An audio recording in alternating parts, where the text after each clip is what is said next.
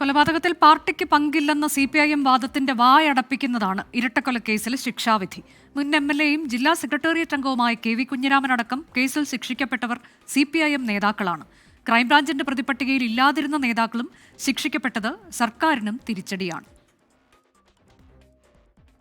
രാഷ്ട്രീയ കൊലപാതകങ്ങളിൽ നേതാക്കളും പ്രവർത്തകരും പ്രതിസ്ഥാനത്ത് വരുമ്പോഴെല്ലാം CPIM സ്ഥിരം ഒരു പല്ലവി പാടും: പാർട്ടിക്ക് പങ്കില്ല. ഈ വാദത്തെ തകർത്ത് തരിപ്പണമാക്കുന്നതാണ് CBI കോടതിയുടെ വിധി. കോടതി കുറ്റം കണ്ടെത്തി ശിക്ഷ വിധിച്ചവരിൽ പാർട്ടി ജില്ലാ സെക്രട്ടേറിയറ്റ് അംഗം മുതൽ സാധാരണ അംഗം വരെയുണ്ട്. മുൻ MLA KV കുഞ്ഞിരാമനാണ് അതിൽ പ്രധാനി.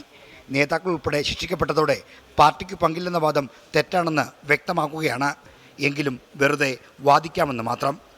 പാർട്ടിയുടെ നേതൃത്വത്തിൽ ഗൂഢാലോചന നടത്തി ഉണ്ടായ ഒരു സംഭവമല്ല എന്ന് ഞങ്ങൾ അന്നേ പറഞ്ഞാണ്. ഇന്നും അത് തന്നെയാണ് കോടതി വിധി അടിസ്ഥാനപ്പെടുത്തിയിട്ടും പറയുന്നത്.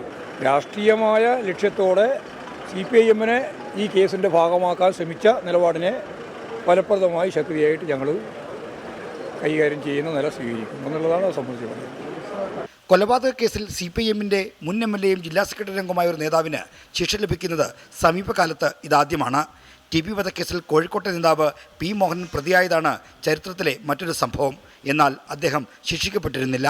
അപ്പോൾ CPIMനെതിരായിട്ടുള്ള ഗൂഢാലോചന പൊളിഞ്ഞു എന്നുള്ളതാണ് ഇതിനകത്തുള്ള ഒരു പ്രശ്നം. CPIM ഈ കേസിൽ ഗൂഢാലോചന നടത്തി പ്രതികളെ കൊലപ്പെടുത്തുന്നതിന് വേണ്ടി ശ്രമിച്ചു എന്ന പ്രശ്നം ഈ കേസിൻ്റെ വിധിയുടെ ഭാഗമായിട്ട് തന്നെ പൊളിഞ്ഞു കഴിഞ്ഞിട്ടുണ്ട്.